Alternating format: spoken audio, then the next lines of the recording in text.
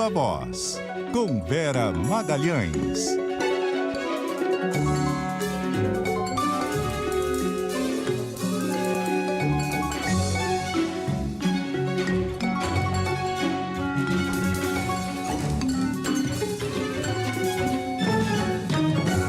Viva Voz, Vera Magalhães, boa noite. Oi, boa noite, Bocardi, boa noite, Carol, ouvintes, todo mundo que nos assiste. Oi, Vera. Vera, vamos falar sobre o Rio de Janeiro, o governo federal na cidade para se reunir com o governo do estado. Isso não é de hoje, né? Que essa história é assim, né? Não é de hoje, Bocardi. A coisa escalou muito, né, nos últimos tempos. Já tinha havido uma primeira onda muito grave, inclusive com a chacina dos médicos no Rio de Janeiro, um pouco antes do período em que eu me afastei. E eu falei a respeito disso aqui, escrevi uma coluna em que apontava o risco de anomia. E ontem o governador Cláudio Castro esboçou uma reação a isso ao dizer que era inadmissível, que o crime não iria vencer o Estado, mas a verdade é que já está desafiando o Estado, que as medidas até agora anunciadas parecem insuficientes para atacar o cerne do problema. O que aconteceu dessa vez? Uma reação a uma tentativa do governo e do governo federal de retomarem, de alguma maneira, o controle dos territórios ocupados pelas milícias e pelo crime organizado. O governo federal anunciou o envio da Força Nacional de Segurança, homens foram enviados, e dessa união com a Polícia Civil, e até de uma tentativa da Polícia Civil de mostrar serviço diante dessa vinda de agentes federais, isso resultou na morte de um miliciano, um dos cabeças da principal milícia que atua na zona oeste do Rio de Janeiro. E aí o Rio viveu esse dia de caos ontem que a gente vem relatando e vem mostrando aqui na CBN desde ontem. E hoje, uma nova tentativa de mostrar que existe uma união de esforços e que vai haver uma resposta a isso. Então, o presidente Lula falou na live matinal, falou da possibilidade de recriar o Ministério de Segurança Pública, falou a respeito do envio, do possível envio das Forças Armadas para ajudarem a monitorar portos e aeroportos, e diz que não vai fazer uma intervenção no Rio ou nos moldes do que foi feito no governo Temer, mas que vão atuar juntos, que ele já tinha conversado com o governador, etc. O ministro Flávio Dino, desde ontem, anunciou que enviaria os principais integrantes da cúpula da segurança para uma reunião com o governador e que iria enviar mais homens da Força de Segurança. Mas isso tudo está sendo considerado insuficiente, porque não ataca uma das raízes do problema, que é a força financeira, o poder financeiro dessas organizações, que cresceram meio com o governo fazendo vista grossa a elas. Então tem esse problemão armado, o governador vai amanhã a Brasília, vai pedir que a bancada, canalize emendas, canalize recursos para aumentar o envio dos reforços na segurança, e vai pedir que os presidentes do Senado e da Câmara votem medidas para tornar mais sérias as penas para quem cometer crimes ligados a milícias e a outras organizações criminosas, equiparar essas penas às penas de terrorismo e impedir progressão da pena para quem queimar ônibus, queimar transporte público ou usar cobrança como se fosse o Estado, como a milícia faz, por exemplo, cobrando pedágio para vários serviços que ela fornece nas comunidades. A situação é séria, ela está longe de ser solucionada com mesmo com esse anúncio aí de boas intenções, e faltam medidas mais concretas e que atuem no desmantelamento financeiro também, não só matar um ou dois integrantes, mesmo que sejam da cúpula, porque esses são substituídos e porque muitas vezes isso deflagra uma guerra em que a população é a mais penalizada, né? O Vera, o ministro da Justiça e Segurança Pública, Flávio Dino, que responde pela área, voltou a faltar hoje a uma convocação da Câmara. Se a gente lembrar lá do começo do ano, em que o Dino foi a várias convocações no Congresso, né, para falar dos ataques de 8 de janeiro, o clima mudou para o Flávio Dino na Câmara? Está mais hostil? Muito hostil, Carol. Já era hostil desde essa época, mas qual é a diferença, né? Naquela época ele tentou capitalizar essa hostilidade e o fato dele reagir a ela mais ou menos no mesmo tom. E ele até conseguiu, capitalizou nas redes sociais, conseguiu, num primeiro momento, intimidar um pouco a tropa de choque bolsonarista, mas os convites começaram a se repetir, começaram a ficar muito numerosos. Ele já foi convidado a mais de 100 dessas audiências públicas, algumas delas são convocações, e aí, nesse caso, o regimento das duas casas exige que o ministro compareça, ou, se não for comparecer, dê uma justificativa, e ele começou a ver que isso estava se voltando contra ele, essa superexposição dele em embates com os bolsonaristas. Se voltando contra ele num momento em que ele tem um interesse muito claro e muito difícil, que é o de ser nomeado ministro do Supremo Tribunal Federal.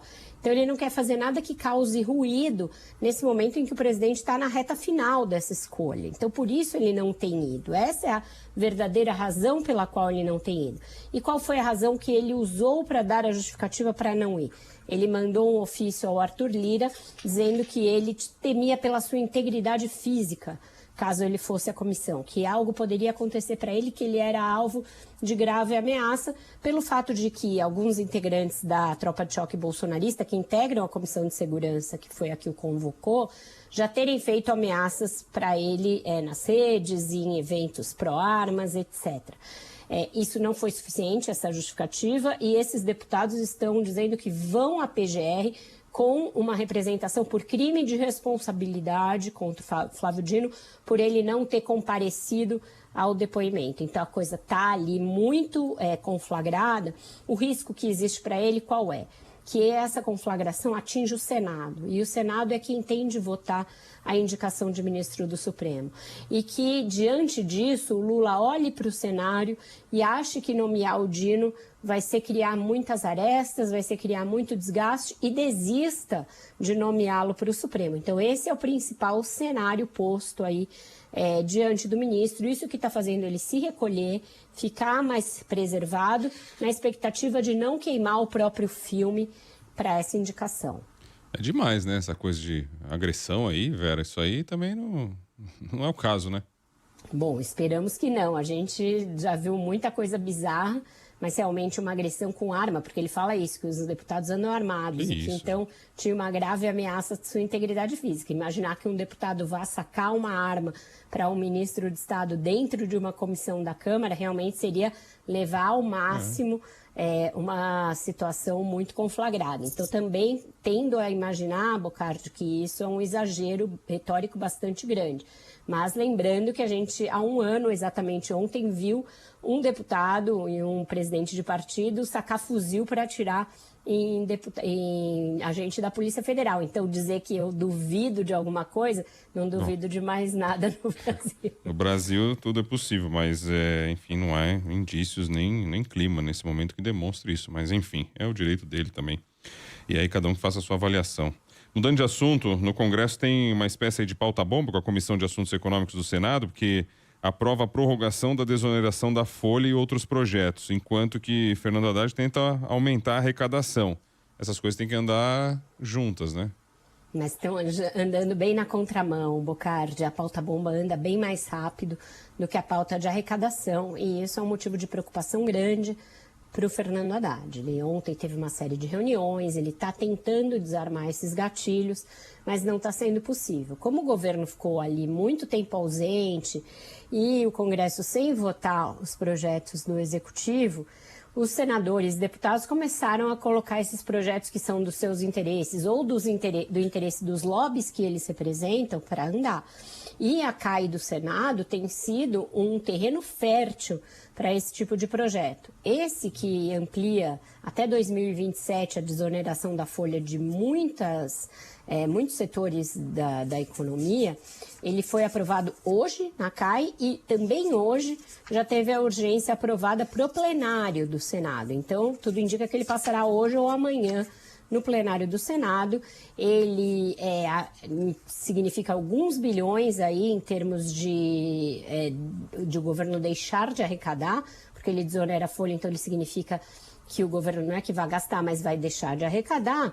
E nessa pauta-bomba tem muitos outros que implicam em gastos e também em renúncia fiscal. Por exemplo, tem renovação de benefícios para a Sudan, para a Sudene e para a Sudeco, que é o equivalente do Centro-Oeste. tem passe livre para estudante, inclusive da rede privada, tem redução da contribuição previdenciária dos municípios indiscriminada para todos os municípios, ou seja, um risco de quebrar as previdências municipais e esses municípios virem pedir arrego para o governo federal. E tem um outro projeto bizarro, a meu ver, que está sendo chamado de transposição de servidores, que é pegar os servidores dos ex-territórios, Roraima, Amapá e Rondônia, e passar para o governo federal, cuidar da folha de pagamento. E a bizarrice maior é que esse é um projeto do líder do governo, um projeto do Randolfo Rodrigues. Então, o pessoal realmente não está conversando entre si, cada um desses projetos representa muitos bilhões, e enquanto isso, o Arthur Lira está segurando o projeto de arrecadação do Haddad, o dos fundos exclusivos e offshore. Segurou por mais um dia hoje. A expectativa era que fosse votado hoje, a gente falou disso aqui ontem, e eu falei que ainda tinha um monte de pendência de nomeações. E aí aconteceram outras coisas que a gente vai tratar mais para frente, que aumentaram a irritação do Arthur Lira. Resultado, sentou em cima dos projetos, segurou por mais um dia, e agora nem se sabe se vai ser votado amanhã ou não. Então, Vera, você está falando aí dessa pressão do Haddad para o Lula vetar medidas que signifiquem mais gastos, mas tem um outro veto dele, do marco temporal para demarcação de terras indígenas, que o Congresso se prepara para derrubar. Tá meio azedo o clima, né? Tá azedo, Carol. Essa questão dele vetar, caso os projetos da pauta-bomba de fato sejam aprovados, é uma faca muito de dois gumes para o presidente, porque ele fica com a impopularidade de vetar. E o Congresso está mostrando que não vai se furtar a derrubar os vetos. Então, se ficar nessa situação, isso expõe uma fragilidade do governo no Congresso, porque ele dá ministérios, aquilo tudo que a gente vem falando, dá cargo, dá ministério, dá emenda e fica sofrendo derrota no Congresso dia após dia. Está contratado já para votar nesta semana uma série de vetos, e a bancada ruralista vai tentar derrubar o veto do marco temporal. Isso tem um peso político grande, porque é uma questão ali importante para o governo Lula. O Supremo já se manifestou, então vai fazer ali com que Supremo e governo fiquem emparedados. Vai caber ao Supremo, por exemplo, votar uma ADIM pela inconstitucionalidade desse projeto. E aí isso vai aumentar a crise que já existe entre o Judiciário e o Legislativo. Então, o clima está bem azedo, estava azedo entre o Legislativo e o Judiciário, e agora o governo entrou aí nessa coalhada geral de azedume, e a coisa não está boa, não. Vai demandar conversa, o Lula vai acabar tendo de chamar o Lira, chamar o Pacheco e chamar os líderes para conversar. E nesse clima todo aí, a exposição da Caixa, que mostra ali em uma das obras o presidente da Câmara numa lata de lixo. E aí, Vera, coincidência? A Caixa a Caixa suspendeu, né? Decidiu suspender a exposição, o grito. Mas pegou mal, hein? Pegou mal, não ajudou em nada nesse clima, né, Bocardi? A gente sabe que o Arthur Lira é uma pessoa muito reativa a qualquer tipo de crítica, a qualquer tipo de retaliação a ele é muito reativo. E isso veio na véspera dele colocar para votar um dos projetos de maior interesse do governo.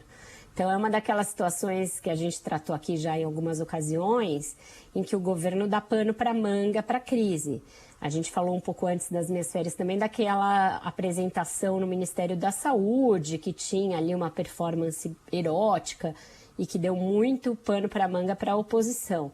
Essa questão não é nem isso, é você pegar alguém de quem você depende e colocar sendo achincalhado numa exposição que tem dinheiro público sendo custeado. É claro que a Caixa vai alegar que ela não tem ingerência sobre o conteúdo das obras, que ela não pode fazer censura prévia das obras, mas um pouco de bom senso demandaria não fazer uma coisa dessa numa instalação em Brasília de um banco público, e o banco público que o Lira está de olho, né?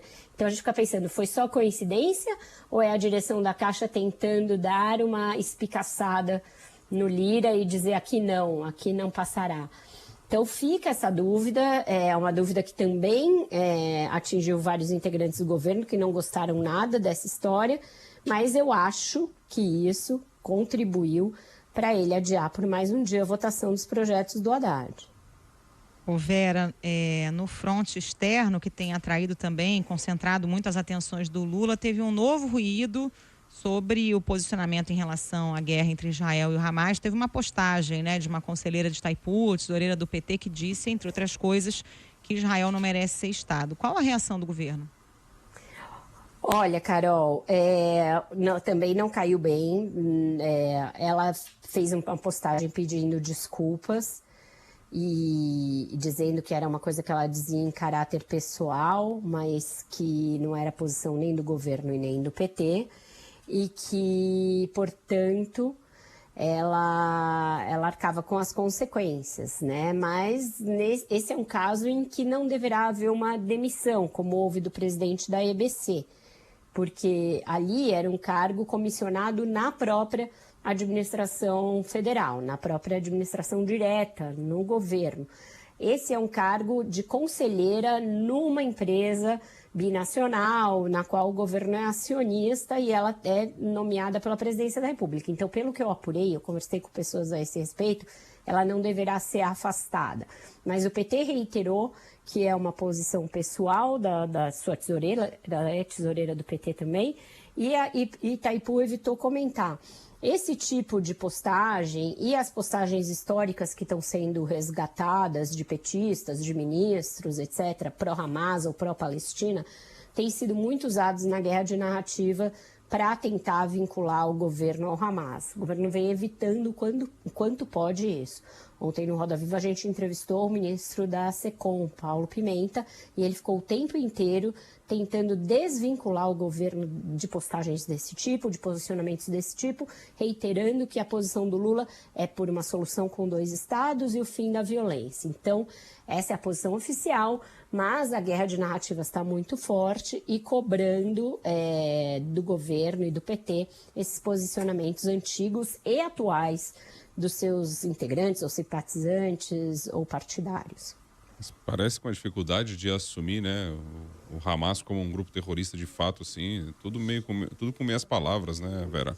Ninguém assume, ninguém chama o Hamas de grupo terrorista, e o super trunfo que eles têm para isso, Bocardi, é o fato de que a ONU não classifica assim, não classificou ainda e não classifica. Mas o Brasil poderia classificar como grupo terrorista por conta própria, não é vinculante à posição da ONU.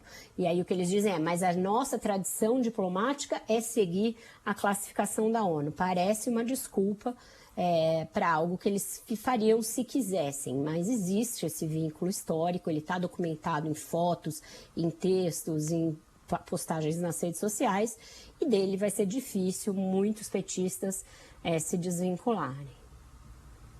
Em relação à Argentina, diga lá, vai lá, Carol, fala sobre isso. Eu ia puxar esse assunto mesmo, Então, falar de vamos lá. eleição na Argentina, porque tem uma expectativa por lá de que o governo brasileiro entre de cabeça na campanha nesse segundo turno. Vai rolar, Vera? Olha, a orientação do Lula, segundo os ministros, é não entrar de cabeça. Que o governo vai ficar ali numa posição institucional e não vai se meter. Tanto que o Lula, pessoalmente, não tem dado declarações, não saudou o fato de o Massa ter passado em primeiro lugar, até porque pode ter uma virada e o governo não quer ter essa derrota carimbada na sua conta. Mas vários ministros fizeram postagens, não seguraram a onda, fizeram postagens a favor do Massa, e de lá da Argentina vem uma pressão forte do governo Fernandes para que o Lula entre de cabeça na eleição. Ele não deverá acatar isso, não vai aquecer essa ajuda ali por baixo dos panos, uma ajuda ali nas estratégias, isso poderá continuar acontecendo. Afinal, tem marqueteiros brasileiros ligados ao PT que estão no comando da campanha. Então, uma linha ali, uma correia de transmissão de ideias, usar o que foi bem sucedido na campanha do Brasil, tentar vincular o bolsonarismo ao Milei, como a gente falou aqui ontem, isso vai rolar. Mas o que o governo não quer é que fique estampado como uma campanha do Lula ou do governo brasileiro a favor do Sérgio Massa, porque, inclusive, uma derrota poderia também ficar na conta do Lula e dificultar ainda mais a relação com o novo governo. Então, a ordem é ponderação e comedimento na torcida, mesmo nas pessoas físicas ali dos ministros. Estão sendo orientados a segurar o facho e não entrar de cabeça nisso.